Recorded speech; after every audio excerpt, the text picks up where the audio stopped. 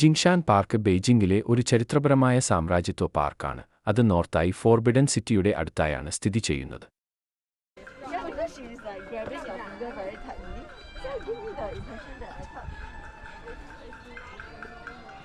ഈ പാർക്ക് ബെയ്ജിംഗിന്റെ അതിമനോഹരമായ കാഴ്ചകൾ നൽകുന്നു. പ്രത്യേകിച്ച് മലയിലെ ഉയർന്ന ഭാഗത്ത് നിന്ന് ഫോർബിഡൻ സിറ്റിയുടെ ഒരു വിസ്തൃത കാഴ്ച കാണാം. ഈ കൃത്രിമ മല മിങ് രാജവംശകാലത്ത് നിർമ്മിച്ചത് ഫോർബിഡൻ സിറ്റിയുടെ പരിസരത്തെ മുയലിൽ നിന്നുള്ള മണ്ണ് ഉപയോഗിച്ച് രൂപപ്പെടുത്തിയതാണ്. ജിങ്ഷാൻ പാർക്ക് അതിൻ്റെ മനോഹരമായ സസ്യച്ചെടികളും പവിലിയനുകളും സാംസ്കാരിക പ്രാധാന്യവും കൊണ്ടും പ്രശസ്തമാണ്. ജിങ്ഷാൻ മലയുടെ മുകളിൽ സ്ഥിതി ചെയ്യുന്ന വാഞ്ചുൻ പവിലിയൻ, നിത്യവസന്തത്തിൻ്റെ പവിലിയൻ, ബെയ്ജിംഗിലെ ഏറ്റവും മനോഹരമായ കാഴ്ചകളിൽ ഒന്നാണ്. ഈ പാർക്കിനോടൊപ്പം ഒരു സമൃദ്ധമായ ചരിത്രം നിലനിൽക്കുന്നുണ്ട്. 1644 ബെയ്ജിംഗ് പതിച്ചതിനുശേഷം മിങ് രാജവംശത്തിൻ്റെ അവസാന രാജാവായ ചോങ്ഷൻ ഈ മലയിലാണ് തൂങ്ങി മരിച്ചതെന്ന് പറയപ്പെടുന്നു. ഇന്ന് ജിങ്ഷാൻ പാർക്ക് ഒരു പ്രശസ്ത വിനോദസഞ്ചാര സ്ഥലമാണ്. യാഥാർത്ഥ്യവാദികളും വിനോദസഞ്ചാരികളും പ്രകൃതി സുഖിക്കുന്നതിനും തായ്ചിയും ഗാനം പാടാനും പ്രാചീന ചൈനീസ് സംഗീതത്തിൻ്റെ ആസ്വാദനത്തിനും അനുയോജ്യമായ സ്ഥലമാണ്.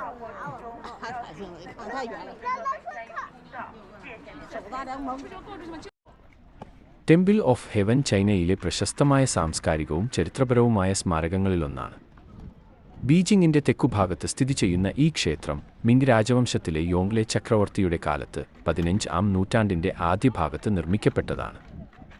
ഫോർബിഡൻ സിറ്റിയിലേതുപോലെ ഈ ക്ഷേത്രവും മിങ് ചക്രവർത്തി നിർമ്മിച്ച മറ്റ് പ്രധാന കെട്ടിടങ്ങളിൽ ഒന്നാണ്. ഇത് ഏകദേശം 273 ചതുരശ്ര കിലോമീറ്ററോളം വിസ്തൃതിയുള്ള ഒരു വലിയ സമുച്ചയം. ഹേവൻ്റെ ക്ഷേത്രം പ്രധാനമായും മിങ് 1368, 1644 രാജവംശത്തിലും ചിങ് 1644, 1912 രാജവംശത്തിലും ചക്രവർത്തിമാർ ധാർമ്മിക ചടങ്ങുകൾക്കായി ഉപയോഗിച്ചിരുന്നതാണ്. ചൈനീസ് ചക്രവർത്തി സ്വർഗത്തിൻ്റെ പുത്രൻ ആയി കണക്കാക്കപ്പെടുന്നതിനാൽ ഓരോ വർഷവും അദ്ദേഹം സ്വർഗത്തോട് നല്ല വിളവിന് പ്രാർത്ഥന ചെയ്യാൻ ഈ ക്ഷേത്രത്തിൽ ചടങ്ങുകൾ നടത്തിവരുന്നിരുന്നു. ഈ ചടങ്ങുകൾ ചൈനയുടെ സാംസ്കാരിക ലോകദൃഷ്ടിയിൽ അനിവാര്യമായിരുന്നു, കാരണം ചക്രവർത്തി സ്വർഗത്തോടും ഭൂമിയോടും ഐക്യമുണ്ടാക്കാൻ നിയുക്തനായിരുന്നു. മിങ് രാജവംശത്തിലെ കലാത്മക നിർമ്മിതിയുടെ ഏറ്റവും മികച്ച ഉദാഹരണങ്ങളിലൊന്നായ ഹേവൻ്റെ ക്ഷേത്രം 1998 യുനെസ്കോയുടെ ലോക പൈതൃക പട്ടികയിൽ ഉൾപ്പെടുത്തിയിട്ടുണ്ട്. ക്ഷേത്രത്തിൻ്റെ രൂപകൽപ്പന ചൈനയിലെ ബുദ്ധിമുട്ടുള്ള ബ്രഹ്മാണ്ഡശാസ്ത്രവുമായി ബന്ധപ്പെട്ടതാണ്. സകല പ്രകൃതിയും ചക്രവർത്തിയുടെയും സ്വർഗത്തിൻ്റെയും ഏകോപനത്വം പ്രതിനിധാനം ചെയ്യുന്ന വിധത്തിലാണ് ക്ഷേത്ര സമുച്ചയം ക്രമീകരിച്ചിരിക്കുന്നത്. ക്ഷേത്ര സമുച്ചയത്തിലെ പ്രധാന കെട്ടിടങ്ങൾ ഇവയാണ്. നല്ല വിളവിനുള്ള പ്രാർത്ഥനയുടെ ഹാൾ. ഇതാണ് ഹേവൻ്റെ ക്ഷേത്രത്തിലെ ഏറ്റവും പ്രശസ്തമായ കെട്ടിടം. 38 മീറ്റർ ഉയരവും 36 മീറ്റർ വ്യാസവുമുള്ള ഈ ഗോപുരം ത്രിതല നീലെടുപ്പിൽ മൂടിയ ഭിത്തികളുള്ള ഒരു വളഞ്ഞ ആകൃതിയിലുള്ള കെട്ടിടമാണ്. ഇത് തികച്ചും മരത്താൽ നിർമ്മിച്ചതാണ്. ഇതിൻ്റെ മുകളിലുള്ള ത്രിതല നിറങ്ങൾ സ്വർഗത്തെ പ്രതിനിധീകരിക്കുന്നു. ഇവിടെ ചക്രവർത്തി നല്ല കാലാവസ്ഥയ്ക്കും സമൃദ്ധമായ വിളവിനുമായി പ്രാർത്ഥിച്ചിരുന്നു. സ്വർഗത്തിൻ്റെ സാമ്രാജ്യ വാർഡ്. നല്ല വിളവിനുള്ള പ്രാർത്ഥനയുടെ ഹാളിൻ്റെ തെക്കുഭാഗത്തുള്ള ചെറിയ കെട്ടിടമാണ് ഇത്. ഇതിൻ്റെ മുകളിലും നീലെടുപ്പത്തിലാണ് അടയാളം. ഇവിടെ സ്വർഗത്തിൻ്റെ ദേവന്മാരുടെ പ്രതിമകൾ സൂക്ഷിച്ചിരുന്നു. ഇതിൻ്റെ ചുറ്റുമുള്ള എക്കോ വാൾ ലൻറുദമിരെ എന്ന മതിലിന് പ്രത്യേക ശബ്ദഗുണമുണ്ട്. അതായത് ഒരാൾ ഒരു അറ്റത്ത് മൃദുവായി സംസാരിച്ചാലും മറ്റൊരു അറ്റത്തുള്ള ആളിന് അത് സുതാര്യമായി കേൾക്കാവുന്നതാണ്. വളഞ്ഞ ബലിപീഠം.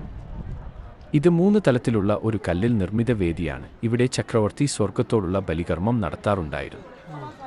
വേദി സ്വർഗത്തെ പ്രതിനിധീകരിക്കുന്നു. അതിൻ്റെ വൃത്താകാര രൂപം ചൈനീസ് വിശ്വാസപ്രകാരം സ്വർഗം വൃത്തീയമാണെന്നതിൻ്റെയും ഭൂമിക്ക് ചതുരാകൃതിയാണെന്നതിൻ്റെയും ചിഹ്നമാണ്. 9 എന്ന സംഖ്യ ചൈനയിൽ ശുഭസംഖ്യയായതിനാൽ 9 കല്ല് വളയങ്ങളും 9 പടികളുമായി പീഠം നിർമ്മിച്ചിട്ടുണ്ട്. ടെമ്പിൾ ഓഫ് ഹെവൻ രൂപകൽപ്പനയും ആകൃതിയും ചൈനയുടെ ബ്രഹ്മാണ്ഡശാസ്ത്രത്തെ പ്രതിനിധീകരിക്കുന്നതാണ്. വൃത്തവും ചതുരവും വളഞ്ഞ കെട്ടിടങ്ങൾ സ്വർഗത്തെ പ്രതിനിധീകരിക്കുമ്പോൾ ചതുരാകൃതിയിലുള്ള മുറ്റങ്ങളും ആധാരങ്ങളും ഭൂമിയെ പ്രതിനിധീകരിക്കുന്നു. ഇത് ചൈനയുടെ പുരാതന വിശ്വാസമായ വൃത്താകാര സ്വർഗം, ചതുരാകാര ഭൂമി എന്ന ആശയം ചിന്തിക്കുന്നു. വടക്കു തെക്കൻ ഉരസൽ ക്ഷേത്രം വടക്കും തെക്കും ചേർന്നിരിക്കുന്നു. വടക്കൻ ഭാഗം സ്വർഗത്തെ പ്രതിനിധീകരിക്കുമ്പോൾ തെക്കൻ ഭാഗം ഭൂമിയെ പ്രതിനിധീകരിക്കുന്നു.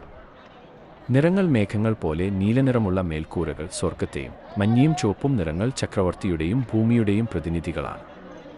ടെമ്പിൾ ഓഫ് ഹെവൻ കർമ്മങ്ങൾ ചൈനീസ് സാമ്രാജ്യത്തിൻ്റെ ക്ഷേമത്തിനായി അനിവാര്യമായിരുന്നു. എല്ലാ വർഷവും ശീതകാല സമയത്ത് വേനൽക്കാലത്തിലോ ചക്രവർത്തി ഒരു വലിയ ബലികർമ്മം നടത്താറുണ്ടായിരുന്നു. ചക്രവർത്തി മുമ്പേ ആചാരം അനുസരിച്ച് ഉപവാസം പാലിച്ച് ശുദ്ധനായിരുന്ന ശേഷമേ ഈ ബലികർമ്മം നടത്തിക്കൊണ്ടിരുന്നുള്ളൂ. ഇന്ന് ഇവിടം ഒരു പ്രധാന വിനോദസഞ്ചാര കേന്ദ്രമാണ്, കൂടാതെ അത് ഒരു പൊതു ഉദ്യാനമായി വികസിപ്പിച്ചിരിക്കുന്നു.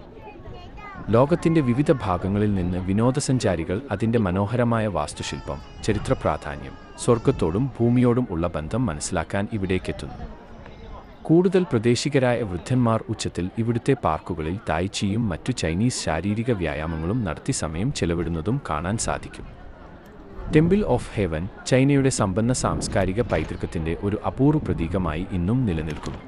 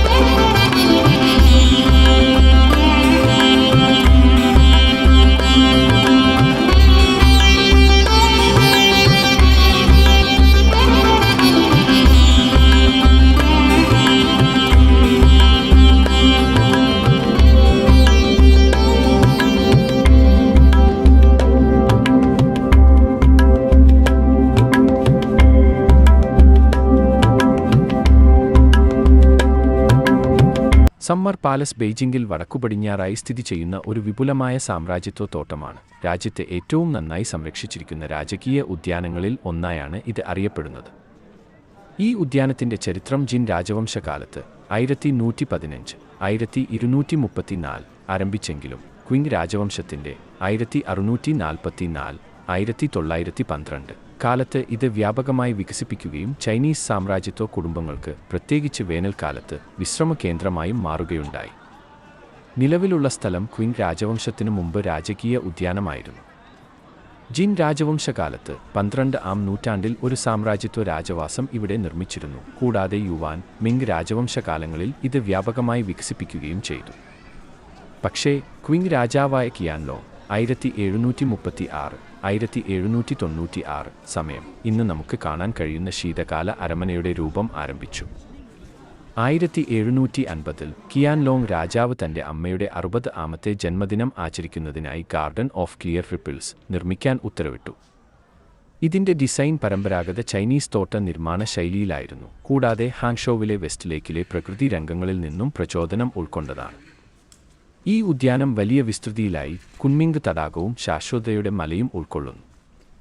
ഇതിൽ നിന്നും ലഭിക്കുന്ന പ്രകൃതിദൃശ്യങ്ങൾ എളുപ്പത്തിൽ അത്ഭുതം പകരുന്നവയായിരുന്നു. ഇത് രാജാവിന് വിശ്രമം ചെയ്യാനുള്ള ഒരു കേന്ദ്രമായി മാറി. 1860-ൽ രണ്ടാം അഫീം യുദ്ധകാലത്ത് ബ്രിട്ടീഷ്, ഫ്രഞ്ച് സേനകൾ ബെയ്ജിംഗിലേക്ക് കടന്നുവന്നു. ചൈനയുടെ പ്രതിരോധത്തോടുള്ള പ്രതികാരമായി ബ്രിട്ടീഷ് ഫ്രഞ്ച് സേന ശീതകാല അരമനയും സമീപത്തുള്ള Yuan Ming Yuan Old Summer Palace എന്നത് ലൂട്ട് ചെയ്ത് കത്തിച്ചു. ഇതോടെ ചൈനയുടെ സാംസ്കാരിക പൈതൃകത്തിൻ്റെ വലിയൊരു പങ്ക് നശിപ്പിക്കപ്പെട്ടു. കൂടാതെ അരമന പതിറ്റാണ്ടുകളോളം അവശേഷിച്ചു. സിഷി രാജമാതാവിൻ്റെ പുനരുദ്ധാരണം. ക്വിങ് രാജവംശത്തിലെ ഏറ്റവും സ്വാധീനമുള്ള വ്യക്തികളിൽ ഒരാളായ സിഷി രാജമാതാവ് ശീതകാല അരമനയുടെ പുനരുദ്ധാരണത്തിൽ നിർണായക പങ്കുവഹിച്ചു. 1888-ൽ അവർ പുനരുദ്ധാരണത്തിനും വികസനത്തിനും ഉത്തരവിട്ടു. അതിന് സേനയുടെ നവീകരണത്തിനായി കരുതിയിരുന്ന ധനങ്ങൾ ഉപയോഗിച്ചുവെന്ന് പറയുന്നു. ഇതിനെച്ചൊല്ലി വലിയ വിമർശനങ്ങൾ ഉണ്ടായി. പ്രത്യേകിച്ച് ദേശീയ പ്രതിരോധത്തിനും നവീകരണത്തിനും വേണ്ടി ആധുനിക സേനയെ രൂപീകരിക്കേണ്ടിയിരുന്ന കാലത്ത്. പുനരുദ്ധാരണത്തിനു ശേഷം ശീതകാല അരമന ഇഹയുവാൻ എന്ന് പുനർനാമകരണം ചെയ്യപ്പെട്ടു, അതായത് സൗഹൃദത്തിൻ്റെ ഉദ്യാനം. സിഷി രാജമാതാവ് ഈ അരമനയെ അവരുടെ പ്രധാന വസതിയാക്കി, പ്രത്യേകിച്ച് ബോക്സർ കലാപം കഴിഞ്ഞതിനു ശേഷം. കൂടാതെ അവരുടെ ചലനങ്ങളുടെ ഭൂരിഭാഗവും ഇവിടെ നിന്നാണ് നിയന്ത്രിച്ചിരുന്നത്.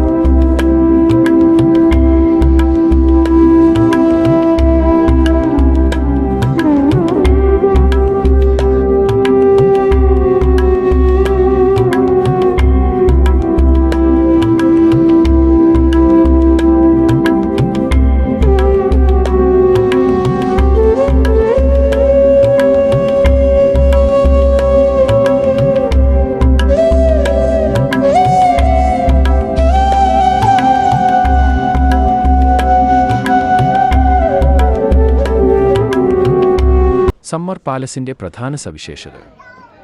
കുൻമിംഗ് തടാകം. മനുഷ്യനിർമ്മിത തടാകമായ കുൻമിംഗ് തടാകം ശീതകാല അരമനയുടെ മിക്കവാറും 2/3 ഭാഗവും ആകുന്നു. ഹാങ്ഷോവിലെ പ്രശസ്ത വെസ്റ്റ് ലേക്കിനെ അനുകരിച്ച് ഇത് രൂപകൽപ്പന ചെയ്തതാണ്. കൂടാതെ ഇതിൽ ലെഗനഡ് ബോട്ടിങ്ങിനും മറ്റും പങ്കെടുത്തിരുന്നു.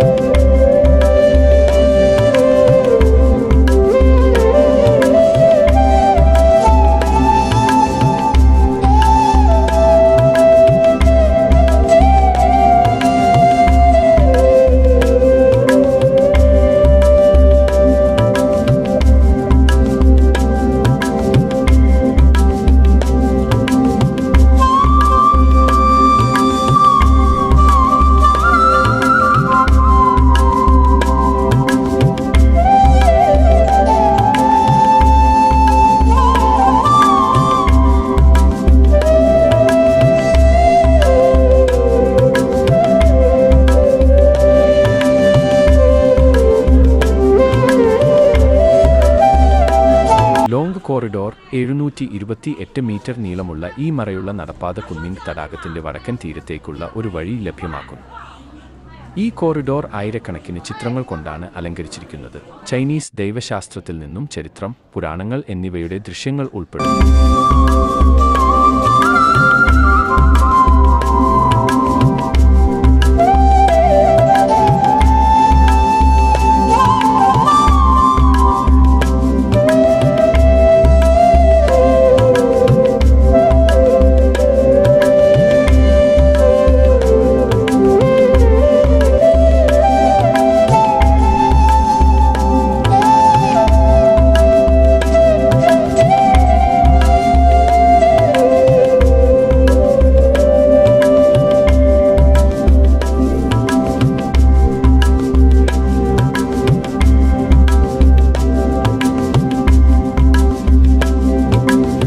ലോഞ്ചെവിറ്റി ഹിൽ 60 മീറ്റർ ഉയരമുള്ള ഈ മല പവിലിയനുകൾ, ഹാളുകൾ, ക്ഷേത്രങ്ങൾ എന്നിവ ചേർന്ന ഒരു സമുച്ചയം ഉൾക്കൊള്ളുന്നു.